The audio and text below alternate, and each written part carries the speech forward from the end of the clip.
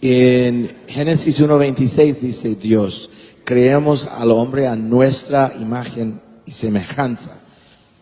Una pregunta que yo, ¿este versículo es suficiente para defender la Trinidad? Bueno, es una buena pregunta. Ese versículo, visto en retrospecto, apoya la doctrina de la Trinidad. Pero la doctrina de la Trinidad pertenece a lo que se llama la revelación progresiva de la verdad de Dios. Es decir, la doctrina de la Trinidad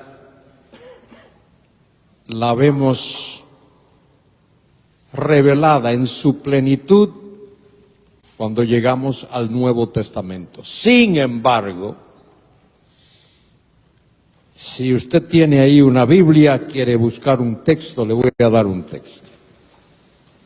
En el libro del profeta Isaías, capítulo 48,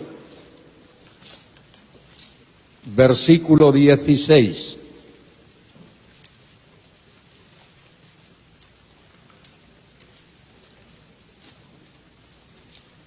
¿Estáis ahí despiertos? Muy bien, voy a leer el versículo. Acercaos a mí, oíd esto. Desde el principio no hablé en secreto. Desde que eso se hizo, allí estaba yo.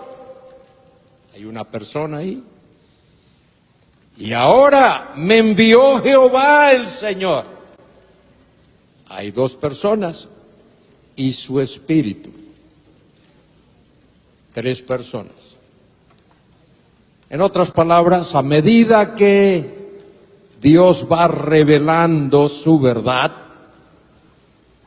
poco a poco, en retazos, progresivamente, vamos viendo que Dios se da a conocer hasta que cuando llegamos al Nuevo Testamento vemos en su plenitud esa verdad.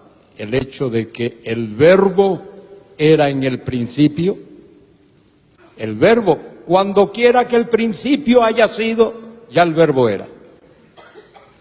Y el Verbo era con Dios, cara a cara, frente a frente. Y el Verbo era Dios. No era un Dios, era Dios. Y ahí vemos a plena revelación de la Trinidad, del hecho de que Dios es Padre, es Hijo y es Espíritu Santo, tres personas, una realidad, una sustancia. Y de ahí podemos deducir muchas cosas. Dios tiene que ser más de una persona porque Él amó eternamente. Y para poder amar tú tienes que tener un objeto a quien amar.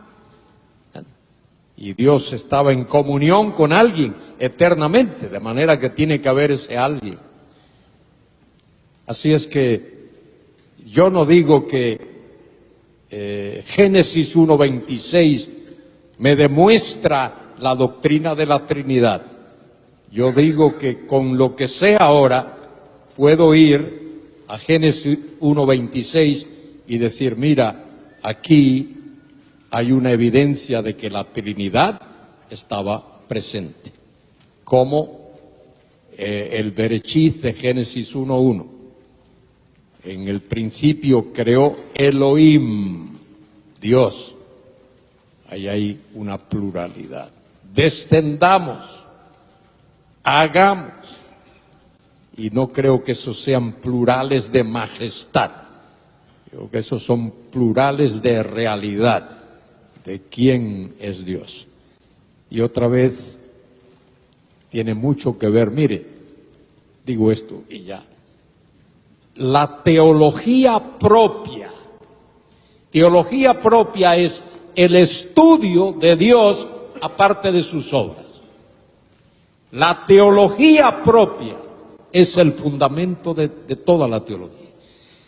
Si tú crees que Dios es el Dios del que la Biblia habla, el Dios omnipotente, el Dios inmutable, el Dios vivo y verdadero. Si tú crees en ese Dios, entonces no tienes problema para creer el resto. Pero si comienzas negando eso, ya te fastidiaste, ya no puedes entender el resto.